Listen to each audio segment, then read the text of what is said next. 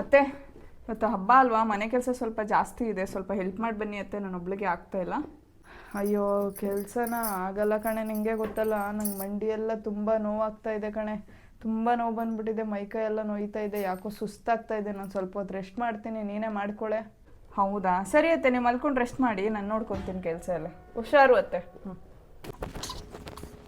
ಇಲ್ಲ ಹೋಗ್ಲಿ ಸದ್ಯಕ್ಕೆ ಬಂದ್ಬಿಟ್ಲಲ್ಲಿ ಕೆಲಸಗಳಿದ್ದಾವೆ ಕೆಲಸ ಮಾಡಿ ಅಂತ. ಮನೆ ಸೊಸೆಯಾಗಿ ಒಂದು ಕೆಲಸ ಮಾಡ್ಕೊಳಕ್ಕಾಗಲ್ವ ಹಬ್ಬದ ದಿನ, ಮಾಡಲಿ ಬಾ.